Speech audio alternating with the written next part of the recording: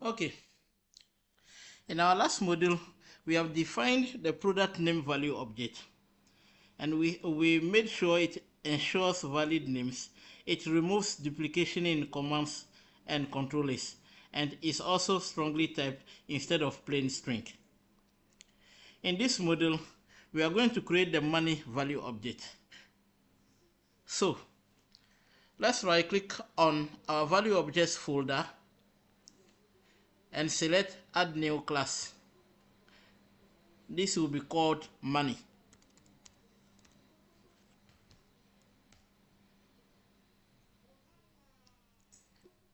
The business rules of our money value object is it must have a valid amount. It must specify a currency and no floating point error. Use decimal. And it must also allow arithmetic safely. So let's move on to the implementation. We have created a money value object. We remove the unnecessary usings and change the internal to public. Let's inherit our value object base class. Okay. And implement the abstract class, which is the enumerable of object, the get equality component.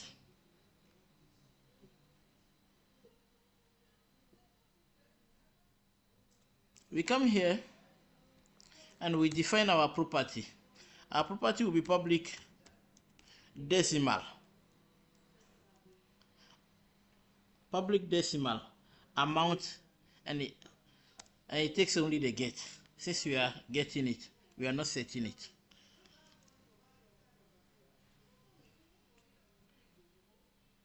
And we also add, it takes two properties actually, the amount and the currency.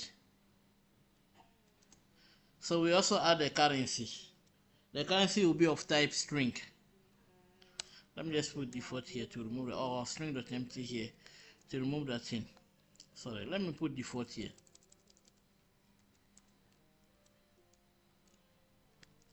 Okay. Let's add our constructors. It will be public money into bracket decimal amount string currency. We go down, amount is equals to amount and the currency is equals to currency. Now we start with our validation.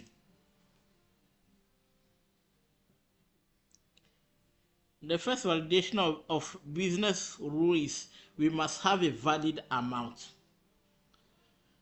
Okay.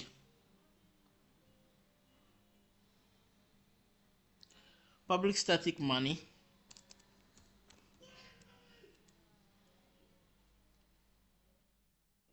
Okay, let's just do this one. Public static money, create decimal amount and string currency.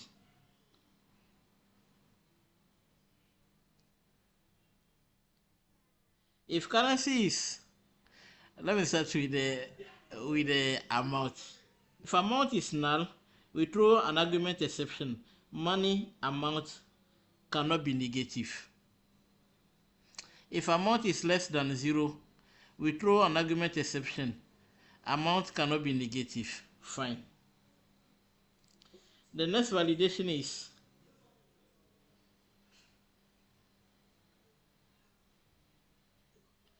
okay, amount cannot be negative.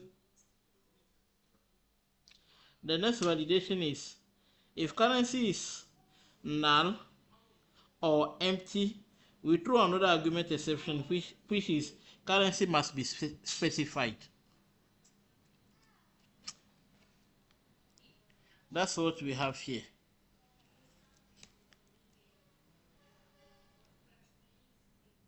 Currency must be a valid 3 letters ISO code. Yeah, sure. Is it valid or no?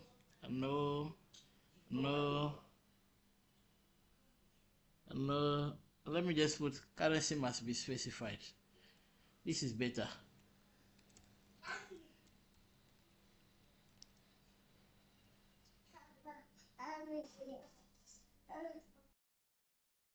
As it is now, we are done with the creation of the money. Let's move on to the creation. No, let's move on to adding our money to our product entity. So we create that method by saying public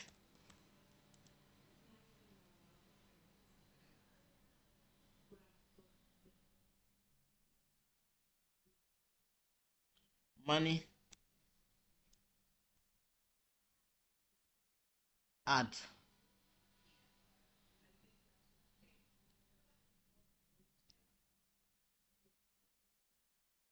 Money adder. And we say ensure same currency adder. Should we define that? Okay, I want to take this one.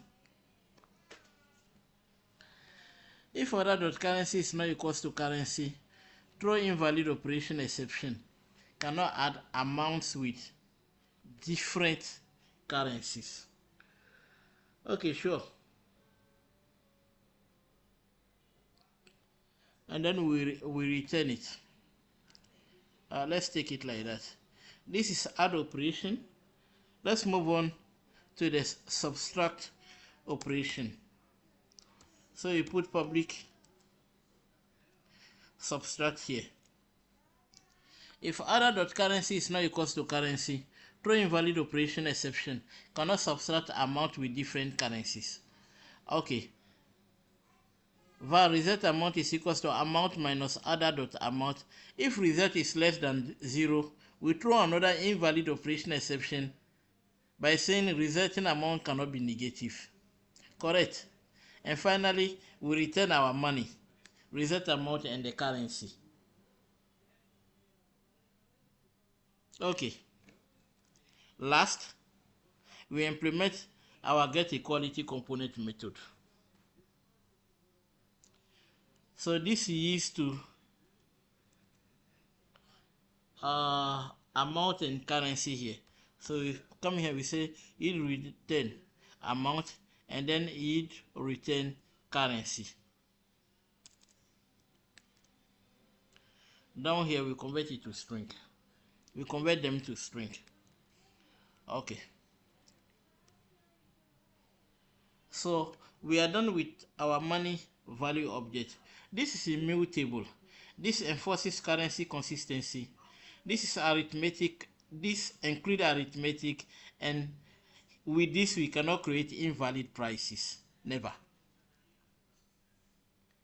In our next model, we are going to start with the infrastructure project.